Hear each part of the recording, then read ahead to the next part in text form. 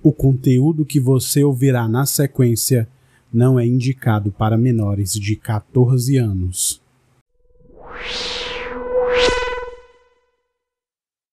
Welcome to this podcast. Olá, amigos, eu sou o Dom e esse é o Crimecast, podcast sobre crimes reais.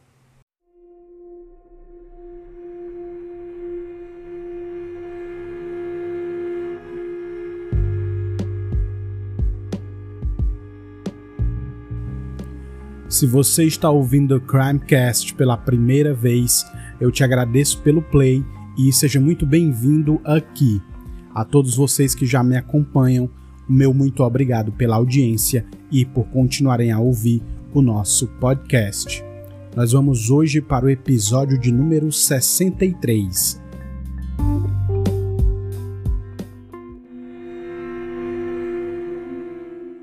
E, desde já, eu quero lembrar vocês para seguir o Instagram do Crimecast. Como vocês já sabem, é o Crimecast_podcast.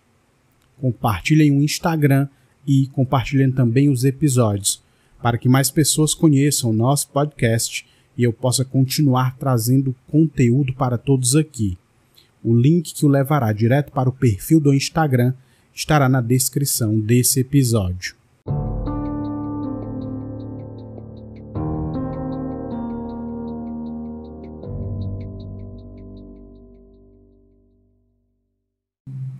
É isso, amigos, mais um episódio aqui no Crimecast e nós vamos aí para a terceira e última parte, agora sim, né, a última parte desse caso que eu imaginei, né, de forma ingênua que daria para falar sobre esse caso baseado nesse livro, né, Columbine, em apenas um episódio, mas não deu para falar nem em dois, né? Estou precisando de um terceiro episódio e a gente vai para esse terceiro e último episódio. Lembrando aqui, né, sempre que esses 3 episódios foram baseados todos em um livro, né, o livro do jornalista Dave Cullen, considerado aí uma grande obra por grandes veículos de imprensa, por renomados veículos de imprensa. Então é isso, a gente vai para a terceira e última parte sobre o caso do massacre de Columbine.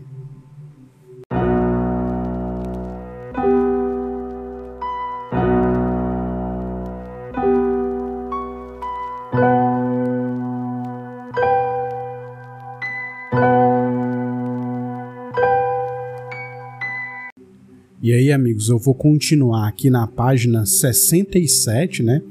Vocês lembram que eu falei que o livro tem em torno de 430 páginas, então eu tentei aqui, né, e vou tentar nesse terceiro episódio selecionar ali e falar das partes mais importantes, mas aqueles que se interessarem, que quiserem, puderem comprar o livro, é um livro muito interessante com muitas nuances. O que eu estou passando para vocês aqui nesse episódio é em torno ali, eu diria mais ou menos, de 20% do livro, 20 a 25% do que tem no livro. Então, se vocês comprarem, vocês vão ver que tem bastante coisa relacionada a vários aspectos que envolvem esse caso, tá? Então, nós vamos continuar aqui, amigos, na página 67.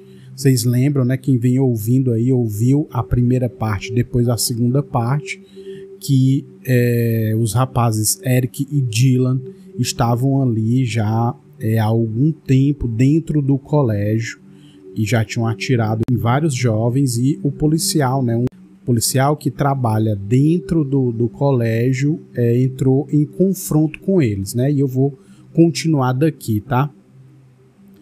Enquanto o policial Gardner atirava em Eric, sabia que a ajuda estava a caminho. Afinal, abre aspas, mulher abatida, fecha aspas, em uma escola desencadeou um frenesi no tráfego do rádio da polícia. Jeffco emitiu um pedido de ajuda mútua metropolitana, instigando policiais, bombeiros e paramédicos dos arredores da cidade a correr para os sopés da colina. A faixa da polícia ficou tão congestionada, tão depressa, que Gardner não conseguiu informar a central de que havia chegado. Depois da troca de tiros com Eric, Gardner voltou para a viatura e passou um rádio pedindo reforços. Dessa vez, pôde se comunicar. Gardner seguiu o protocolo e não foi atrás de Eric dentro do prédio. O policial Paul Smoker aplicava uma multa por excesso de velocidade nos limites de Clement Park quando recebeu a primeira chamada da central. Passou um rádio para confirmar que recebeu o chamado e acelerou a motocicleta pelo gramado. Saiu em disparada pelos campos de futebol e de beisebol e chegou ao lado norte do prédio instantes depois da troca de tiros. Estacionou atrás do galpão de equipamentos, onde um garoto ensanguentado se abrigara. Outra viatura encostou logo atrás, e então outra. Todos se reuniram na esquina do outro lado de Gardner, fora de vista. O garoto lhes contou que fora baleado por Ned Harris. Ninguém tinha papel, então o agente escreveu o nome no capô da viatura. Adiantaram-se para ajudar outro estudante ensanguentado, deitado na grama. Enquanto se aproximavam, passaram pela linha de visão de Gardner, do outro lado da esquina. Fazia 2 minutos desde a troca de tiros com Eric, e Gardner estava fora da viatura com a arma empunhada. Smoker e Gardner se avistaram no instante em que Eric reapareceu na soleira da porta da saída oeste. Ali, berrou Gardner, e abriu fogo de novo. Eric voltou a se agachar atrás da moldura da porta, enfiou o rifle através da vidraça estilhaçada e devolveu os tiros. Alguns estudantes estavam em movimento outra vez, e Eric tentou atingi-los também. Smoker podia ver em que direção Gardner atirava, mas o vão da porta estava fora de seu campo de visão. Então, manobrou até conseguir enxergar o atirador e efetuou 3 disparos, e Eric recuou. Smoker ouviu tiros vindos de dentro e mais estudantes saíram do prédio. Ele não perseguiu. Policiais continuavam chegando e cuidaram dos assustados e feridos, e se esforçaram para determinar o que enfrentavam. Testemunhas foram até eles. Jovens viram as viaturas no topo da colina e se aproximaram correndo. Alguns sangravam e todos estavam desesperados. Se alinharam atrás das viaturas e se agacharam perto dos oficiais para se proteger. Forneceram informações precisas. Relatos que chegavam pelo rádio da polícia eram radicalmente conflitantes, mas qualquer grupo no local tende a oferecer relatos notavelmente consistentes. Aqueles jovens descreveram 2 atiradores de sobretudo preto, que dispararam com uzis ou espingardas e arremessaram granadas de mão. Pelo menos um deles parecia ter idade escolar, e algumas vítimas os conheciam. Os jovens não paravam de chegar, e as viaturas eram proteções frágeis, e provavelmente a multidão chamaria a atenção. Os policiais decidiram que era primordial evacuá-los, e instruíram alguns garotos a rasgar as camisetas em tiras e tratar os ferimentos uns dos outros, enquanto pensavam no plano de fuga. Decidiram alinhar diversas viaturas como parede defensiva e deslocar os alunos para o terreno seguro atrás delas. Cada policial fora treinado para eventos como aquele, e o protocolo exigia contenção. Os policiais se dividiram em equipes de vigia, que podiam cobrir um punhado das 25 saídas e proteger aqueles estudantes do lado de fora. Abre aspas, estabelecer o perímetro, fecha aspas, e repetiriam a palavra perímetro infindáveis vezes naquela tarde. Os paramédicos montaram áreas de triagem longe da escola e os policiais trabalhavam para levar os jovens até lá. Os oficiais iam estabelecer uma linha de fogo supressiva para proteger as evacuações e desencorajar ataques de oportunidade. Afinal, não sabiam se os atiradores ainda estavam ali ou mesmo interessados. Os policiais não os avistavam ou enfrentavam havia algum tempo. Policiais recém-chegados cobriam as saídas adicionais.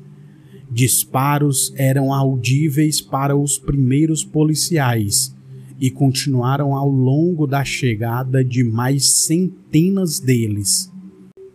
Explosões ensurdecedoras irrompiam sem parar de dentro da escola. As paredes externas ao longo da cantina e da biblioteca ribombavam devido às explosões. O oficial Smoker conseguia ver as janelas esverdeadas cederem. Alguns alunos, uma meia dúzia, corriam pelas portas da cantina depois de uma onda de abalos e conseguiram alcançar outro policial, que protegia as saídas ao sul. Abre aspas. A gente vai morrer? Perguntou-lhe uma das garotas. Não. E ela perguntou de novo. Não. E ela continuou perguntando.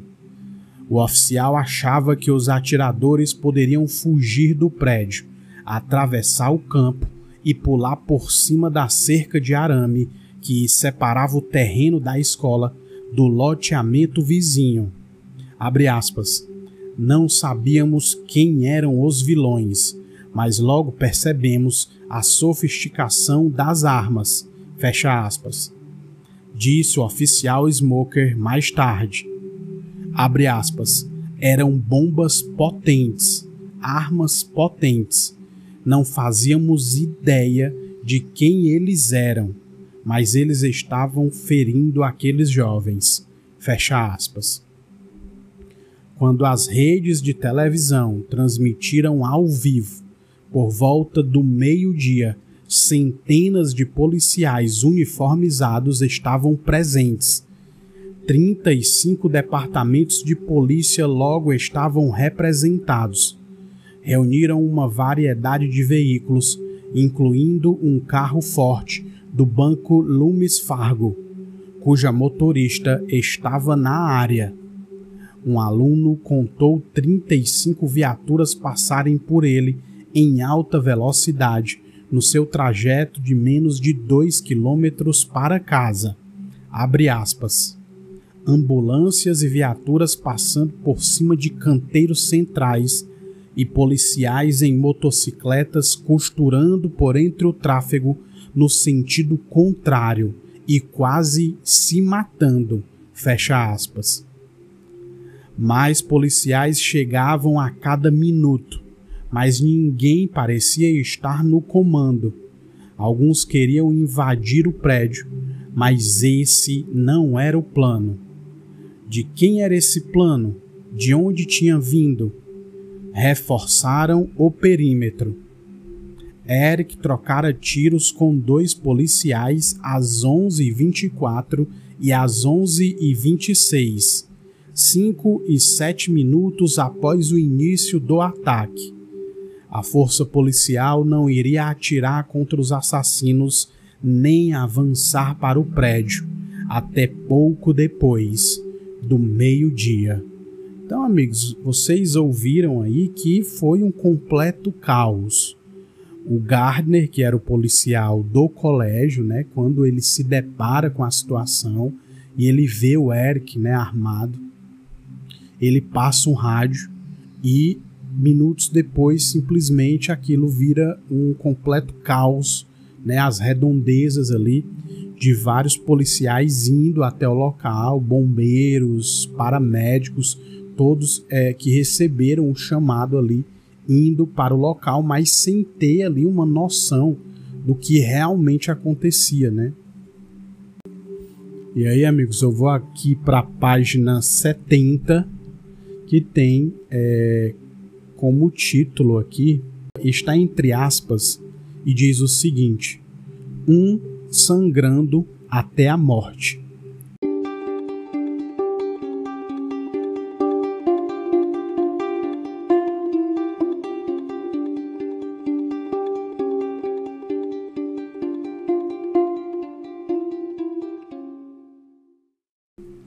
Fitas amarelas de isolamento da polícia demarcavam o perímetro, e ninguém sairia de lá. Entrar se tornou o problema. Espectadores, jornalistas e pais apareciam quase com a mesma rapidez que as autoridades. Representavam pouca ameaça para os policiais, mas eram um perigo significativo para si mesmos. Misty Burnell foi uma das primeiras a chegar e não sabia que a filha estava na biblioteca, nem o que isso poderia significar. Apenas sabia que Cassie estava desaparecida, assim como seu filho calouro, Chris. O quintal dos fundos da casa de Misty era encostado ao campo de futebol onde Eric atirava nos estudantes, mas ela chegara por rota muito mais tortuosa. Misty era uma mãe trabalhadora, por isso não estava presente para ouvir Eric atirar na direção de sua casa, mas seu marido, Brad, estava. Ele voltara doente para casa, ouviu alguns estouros, mas não deu importância. Bombinhas, talvez algum engraçadinho. Ele morava ao lado da escola e estava acostumado com comoção, tanto que nem mesmo calçou os sapatos para ir dar uma olhada. Meia hora depois, Misty se sentou para almoçar com uma colega e recebeu um telefonema preocupante.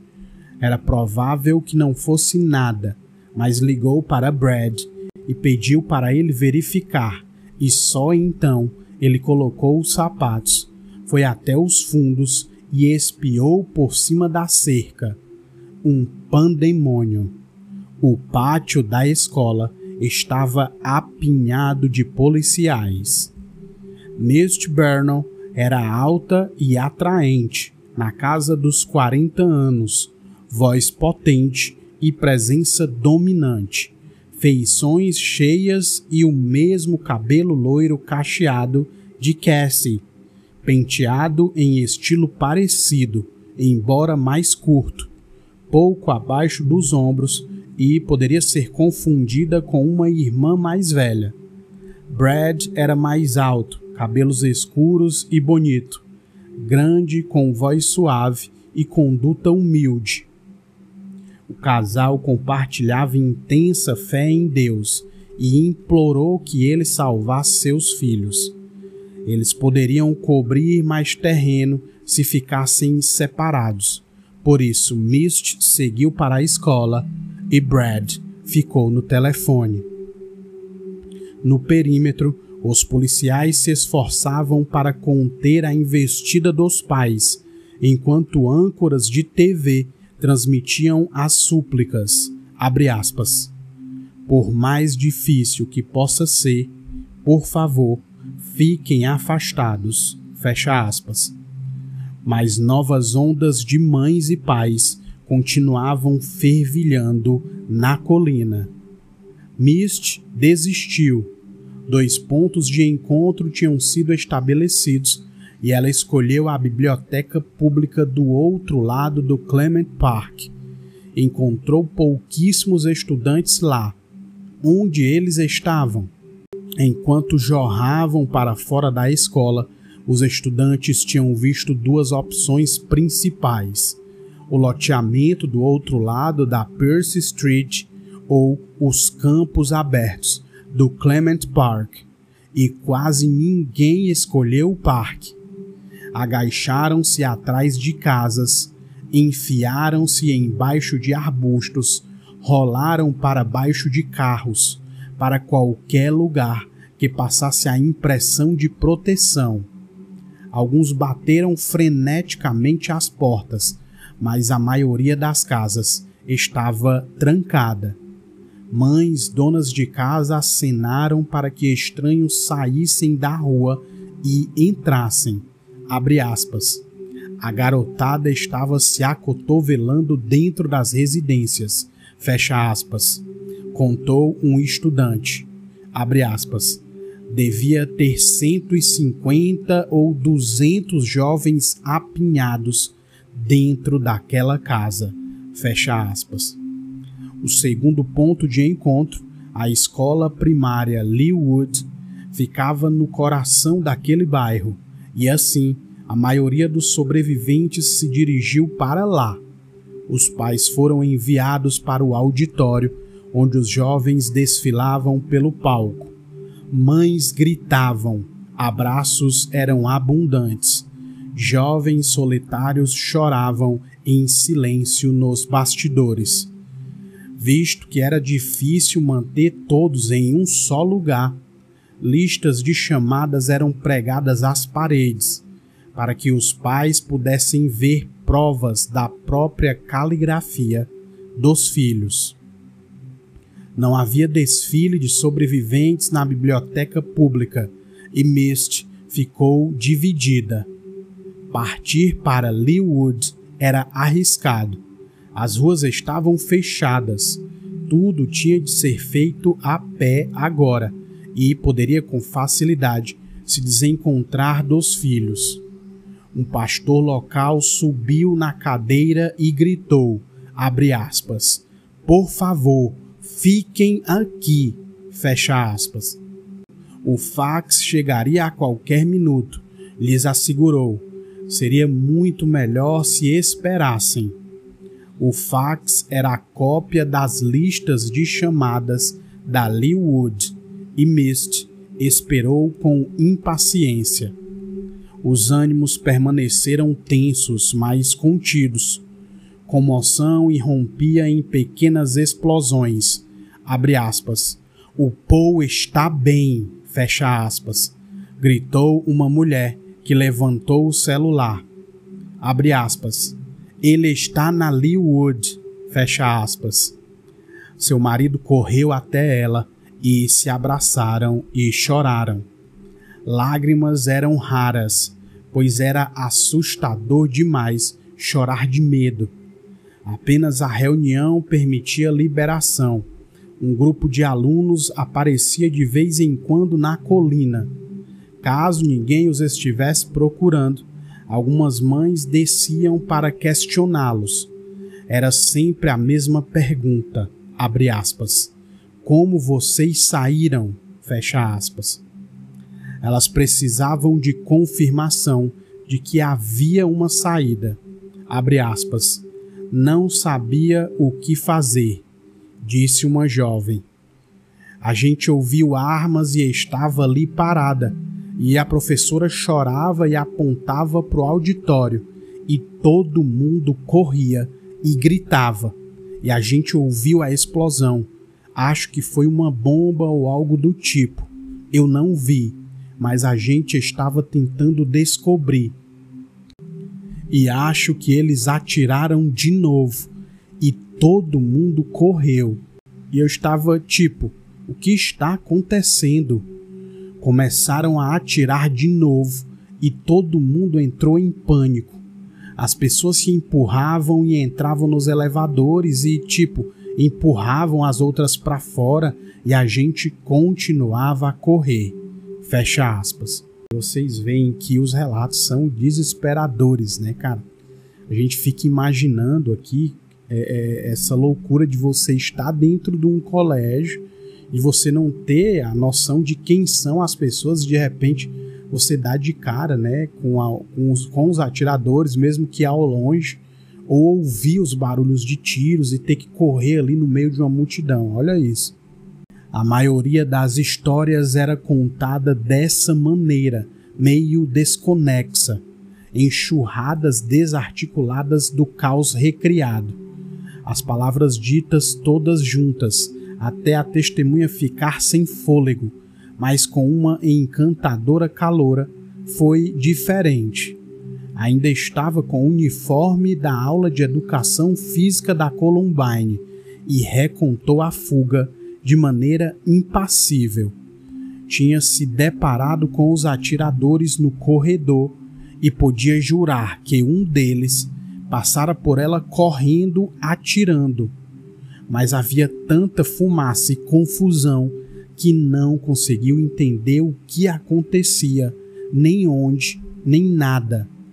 Balas ricocheteavam pelo corredor, vidro estilhaçava, metal retinia, pedaços de gesso despencavam do teto. Olha só.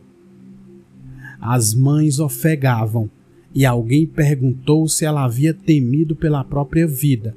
Abre aspas. Na verdade, não, ela respondeu, porque o diretor estava com a gente. Fecha aspas. Disse isso de maneira pragmática, com convicção sincera. Era apenas o tom de voz que uma menina mais nova poderia usar para explicar que se sentia segura com o pai. As histórias eram angustiantes, mas reconfortavam as mães, porque cada fuga era diferente, mas terminava da mesma maneira. Os jovens escapavam. A aglomeração era tranquilizante. Misty questionava cada um dos jovens. Abre aspas. Cassie, ela gritava. Chris, abriu caminho pela multidão e depois refez o caminho. Mais nada. E aí, amigos, eu vou procurar aqui uma parte que já seja ali perto do desfecho, né? Porque senão realmente o episódio vai ser muito grande, aí eu não vou fazer um outro episódio, né? Eu vou terminar nesse episódio aqui.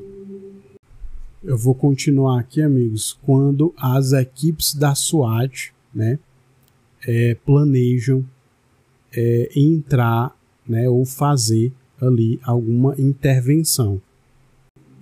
Pouco depois do meio-dia, a equipe da SWAT fez a primeira aproximação da escola. Os oficiais recrutaram um caminhão de bombeiros para a cobertura.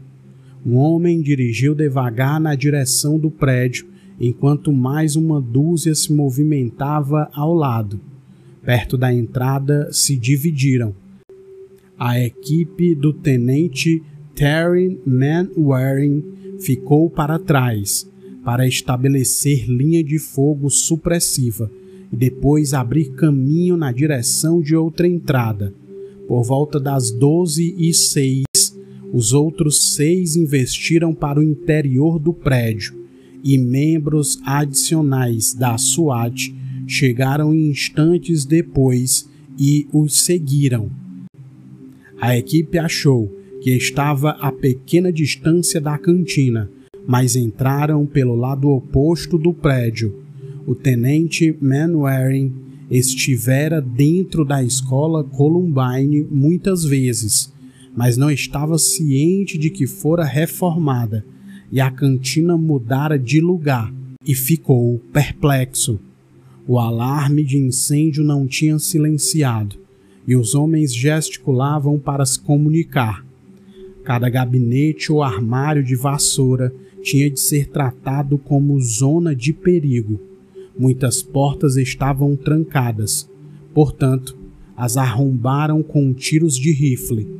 Jovens presos em salas de aula ouviram tiros se aproximando e a morte parecia iminente. Pais, repórteres e até mesmo policiais do lado de fora ouviram os disparos e chegaram a conclusões parecidas. Uma sala de cada vez. A equipe avançou de maneira metódica na direção dos assassinos. Levaria 3 horas para alcançar os corpos. No lado oeste, onde os assassinos estavam em ação, a equipe de bombeiros organizou a operação mais arriscada. Havia meia dúzia de corpos no gramado ou ali perto, no lado de fora da cantina. Muitos mostravam sinais de vida. Anne-Marie, Lance e Sean sangravam há 40 minutos. Policiais ao longo do perímetro se aproximaram mais para dar cobertura, enquanto 3 paramédicos e um técnico de emergência médica investiam. Eric apareceu na janela da biblioteca no 2º andar e atirou neles, e 2 policiais atiraram de volta. Outros estabeleceram uma linha de fogo supressiva, enquanto os paramédicos removeram 3 estudantes. Danny foi declarado morto e deixado para trás.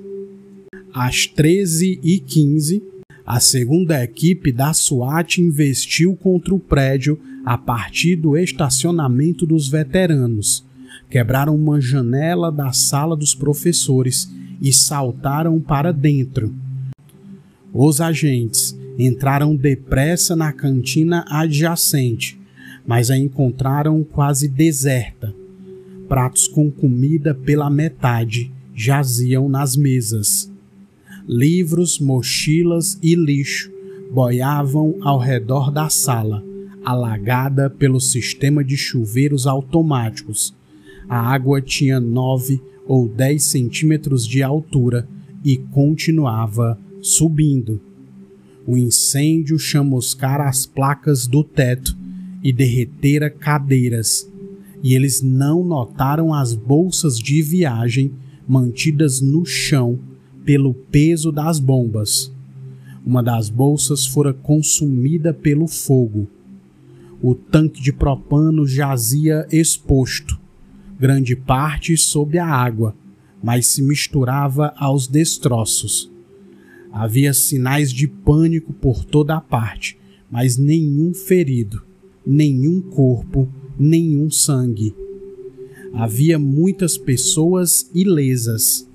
A equipe ficou chocada ao encontrar dúzias de alunos e funcionários aterrorizados, agachados em depósitos e em cima das placas do teto ou plenamente visíveis sob as mesas da cantina. Um professor escalara para dentro do teto e tentara rastejar pelos dutos de ar até algum lugar seguro no lado de fora para alertar a polícia, mas tinha caído e precisava de cuidados médicos. 2 homens tremiam dentro do freezer com tanto frio que mal conseguiam levantar os braços. A equipe da SWAT saiu à procura deles e os levou para fora através da janela que os operativos usaram para entrar. A princípio, isso foi fácil, mas quanto mais longe iam, mais oficiais tinham de deixar para trás, para proteger a rota, e levaram mais gente para dentro para auxiliar. Acima, circulando sem parar, as hélices dos helicópteros giravam em um contínuo barulho. Robin Anderson assistiu a tudo do estacionamento. Fora ao Dairy Queen com as amigas, passara pelo drive-thru e voltara para a escola, mas havia grande quantidade de policiais quando retornaram. Oficiais estabeleceram o perímetro, mas a entrada para o estacionamento dos veteranos permanecia aberta e Robin estacionou em sua vaga. Um policial armado andou em sua direção e alertou: "Fiquem onde estão." Já era tarde demais para voltar e Robin e as amigas esperaram no carro por 2h30. Robin se escondeu quando viu Eric na janela da biblioteca. Na verdade, não conseguiu ver quem era. Estava longe demais. Tudo que conseguiu identificar foi um sujeito com camiseta branca, armado de rifle e disparando em sua direção. Quem faria uma coisa dessas? Perguntou Robin às amigas. Quem seria tão retardado? Robin lançou um olhar para as vagas dos amigos. Eric, Dylan e Zack tinham vagas determinadas, as 3, na sequência. O carro de Zack estava lá, mas os de Eric e Dylan não estavam. Nate Dykeman estava aterrorizado ao imaginar quem poderia ser os responsáveis. Telefonara para quase todos os seus amigos íntimos, mas adiara a ligação para Eric e Dylan. Torcia para receber notícias deles. Torcia, mas não esperava de verdade. Dylan partiria seu coração. Foram bem próximos durante anos. Nate passou muito tempo na casa de Dylan e Tom e Sue Klebold tinham cuidado dele. Tom e Sue são os pais do Dylan. E tinham cuidado dele, pois tinha muitos problemas em casa, e os Klebold foram como segunda mãe e segundo pai. Dylan não telefonou.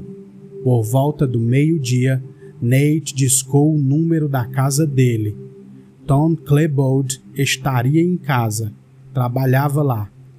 Com sorte, Dylan estaria com ele. Tom atendeu.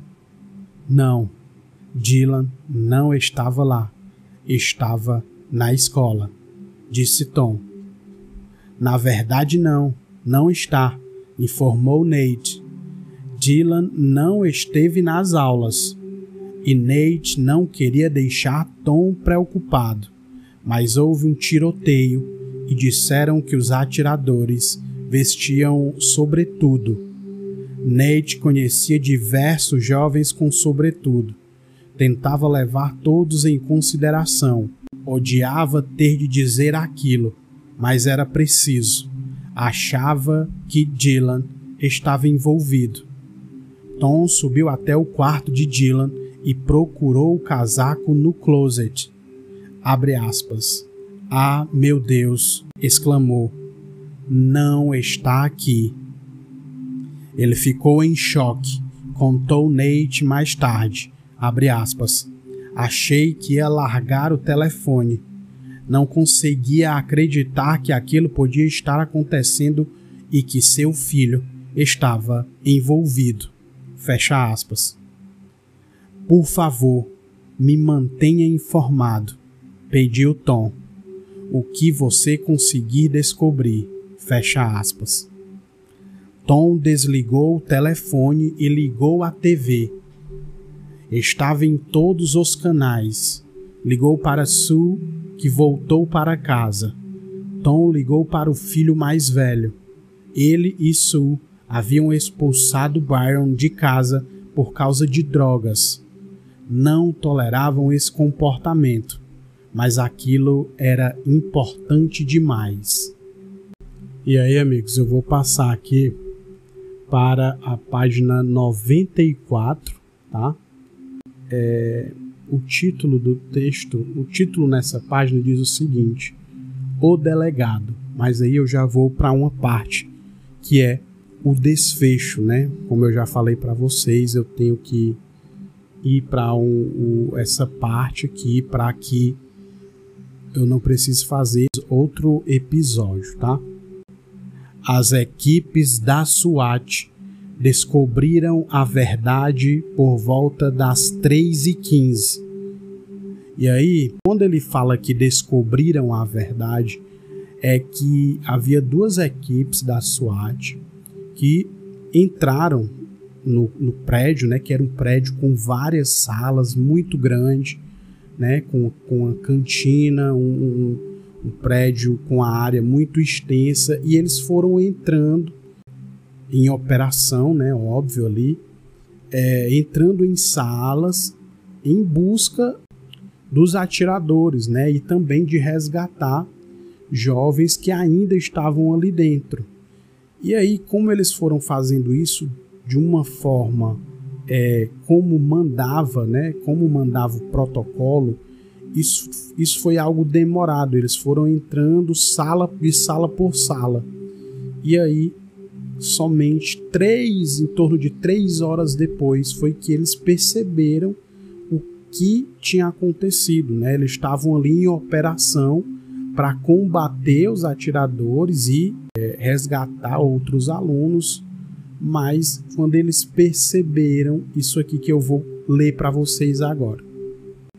As equipes da SWAT descobriram a verdade por volta das 3h15 da tarde, quando espiaram o interior da biblioteca e viram corpos pelo chão e nenhum sinal de movimento. Desobstruíram a entrada e se prepararam para entrar. Levaram o paramédico Troy Lamont junto, que foi alertado pela SWAT a ter cautela. Toque no mínimo possível, disseram. Qualquer coisa pode ter armadilhas e seja especialmente cauteloso com mochilas. Foi horrível. A sala estava uma bagunça. Sangue respingou nos móveis e poças enormes ensopavam o carpete. Mas mesas estavam estranhamente intocadas. Sobre elas, livros abertos, problemas de cálculo não resolvidos, um formulário universitário preenchido até a metade. Um garoto sem vida ainda segurava o lápis. Outro caíra ao lado do computador, que ainda funcionava intacto. Lamont ficou encarregado de determinar se havia sobreviventes, mas não parecia ter muitos. A maioria dos jovens estava morta havia quase 4 horas, e isso ficava óbvio à primeira vista. Abre aspas. Se não conseguisse dar uma boa olhada em alguém no rosto para ver se ainda estava vivo, tentava tocá-lo, contou Lamont. 12 estavam frios, um não.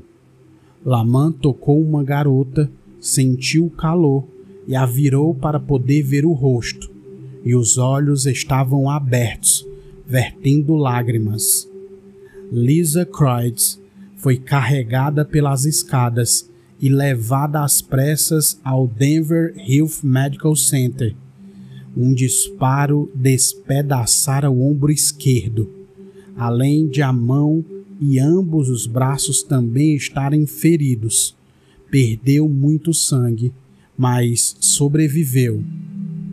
A maior parte dos corpos jazia embaixo das mesas, porque as vítimas tentaram se esconder, e 2 dos corpos estavam diferentes. Jaziam em espaço aberto, com armas ao lado. 2 suicídios, claro. E como a SWAT tinha descrições de Eric e Dylan, aqueles 2 pareciam compatíveis. Acabou. A equipe encontrou ainda 4 mulheres escondidas em salas adjacentes nos fundos da biblioteca. Pat Nilsson, a professora de artes que ligara para a emergência, rastejou para dentro de um armário na sala de descanso. Permaneceu agachada ali por mais de 3 horas, com dores nos joelhos, sem saber que o perigo tinha passado. Outros 3 membros do corpo docente estavam escondidos mais no fundo, e um policial instruiu um deles a colocar a mão em seu ombro e o seguir para fora, fitando diretamente seu capacete para minimizar a exposição ao horror. Fazia tempo que tinha acabado? Ninguém sabia. Com o alarme de incêndio ressoando, nenhum funcionário estivera perto bastante para ouvir. Os detetives logo juntariam as peças. Quanto tempo o ataque durara e por quanto tempo Eric e Dylan mataram? Essas respostas seriam bem diferentes, pois algo estranho acontecera 17 minutos depois do início do ataque. A investigação estava um passo à frente da SWAT e os detetives varriam o parque, a biblioteca, a escola primária Leawood e a comunidade. Interrogaram centenas de estudantes e funcionários, todos que conseguiram encontrar. Quando ondas de novos sobreviventes excederam o número de policiais, conduziram de 30 a 62 entrevistas de triagem. Quem é você? Onde estava? O que viu?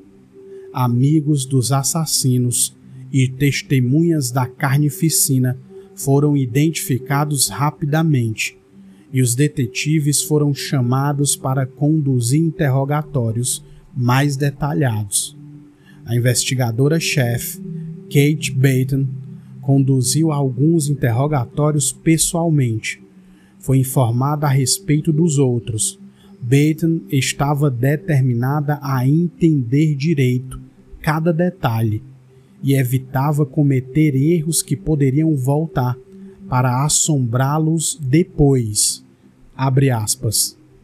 Todos aprenderam muita coisa com o caso de O.J. Simpson e JonBenét Ramsey, explicou mais tarde. Não precisávamos de outra situação daquelas. E aí, amigo, só para ficar aqui o registro, aqui no Crimecast eu já contei também em 3 episódios o caso de JonBenét Ramsey, de uma criança, né, que desapareceu dentro de casa. E aí, eu não vou dar o spoiler aqui, né, mas se vocês quiserem ouvir, eu só não vou lembrar agora em quais episódios estão, mas vocês podem procurar e vocês vão encontrar rapidinho, tá? Esse caso da JonBenét Ramsey. Sua equipe também pesquisou os arquivos dos computadores de Jeffco e encontrou algo surpreendente. Os atiradores já estavam no sistema. Eric e Dylan tinham sido presos quando frequentavam o 2º ano. Eles arrombaram uma van para roubar equipamentos eletrônicos e foram pegos. Tinham entrado para um programa correcional juvenil de 12 meses, com serviços comunitários e sessões de terapia. Completaram o programa com avaliação positiva, apenas 3 meses antes do massacre. Olha só, cara. O mais perturbador era a queixa prestada 13 meses antes por Randy e Judy Brown, pais de Brooks, amigo dos atiradores. Eric ameaçara o casal de morte. Então, compilaram 10 páginas de discursos homicidas impressos de seu website. Alguém no departamento de Baton sabia daquele garoto. Baton organizou as informações e redigiu um mandado de busca de 6 páginas com espaçamento simples para a casa de Eric e a duplicata para a de Dylan. Ela ditou o documento pelo telefone e os mandados foram digitados em Golden, a sede do condado, entregues ao juiz, assinados, levados às casas dos assassinos e executados 4 horas após os primeiros disparos, antes de a SWAT chegar à biblioteca e descobrir que o ataque tinha terminado. Os mandados citavam 7 testemunhas que identificaram Harris ou Klebold como os atiradores. Às 16 horas, Jeffco anunciou as fatalidades ao público.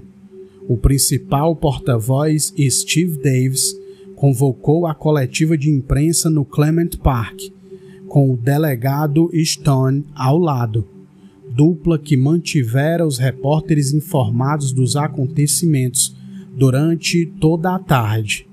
Grande parte da imprensa nunca tinha ouvido falar deles, mas o consenso a respeito dos 2 homens não demorou.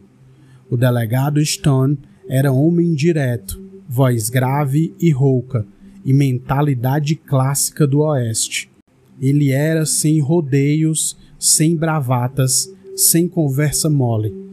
Que contraste com o porta-voz de cabelos penteados e secados, pregado ao seu lado. Steve Davis iniciou a coletiva reiterando os alertas a respeito de boatos. Acima de tudo, enfatizou a cautela sobre 2 assuntos: o número de fatalidades e o status dos suspeitos. Davis deu permissão para as perguntas. A primeira foi dirigida a ele pelo nome e o delegado Stone deu um passo à frente, deixando Davis e sua cautela de lado, e tomou conta do microfone durante grande parte da coletiva. O delegado respondeu a quase todas as perguntas de maneira direta, apesar de evidências posteriores terem indicado que tinha pouca ou nenhuma informação a respeito de muitas delas. Ele improvisou e, por isso, o número de mortes quase dobrou. Abre aspas. Ouvi números que chegam aos 25, ele disse. Anunciou categoricamente que os assassinos estavam mortos e alimentou o mito do terceiro atirador. Abre aspas. 3. 2 mortos na biblioteca, contou. Bom, onde está o terceiro?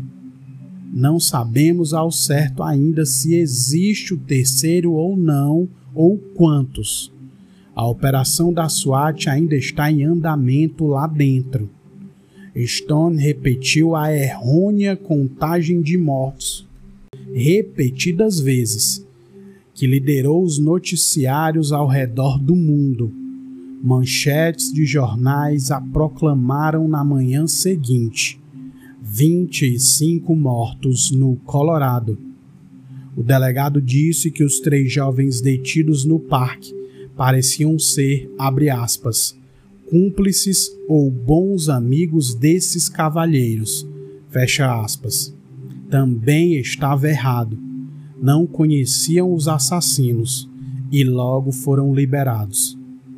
Stone fez a primeira de uma infame série de acusações, abre aspas. O que esses pais fazem que permitem a essas crianças terem armas automáticas? Fecha aspas. Ele questionou. Os repórteres ficaram surpresos ao ouvir os boatos de armas automáticas confirmadas e dispararam mais perguntas. Abre aspas. Não sei nada a respeito das armas, admitiu Stone. Apenas suponho que sejam automáticas devido às casualidades em massa. Fecha aspas. Um repórter perguntou do motivo para a matança e ele respondeu, abre aspas, loucura. Estava errado de novo. Então, amigos, você vê que aqui até as pessoas que estavam à frente ali, né, do caso, tinham uma noção totalmente equivocada do que tinha acabado de acontecer. Eles começaram a falar sem ter as informações ou tendo pouquíssimas informações. Então é daí que começa todo um conjunto de notícias equivocado e que foi sendo propagado pela mídia na época, né?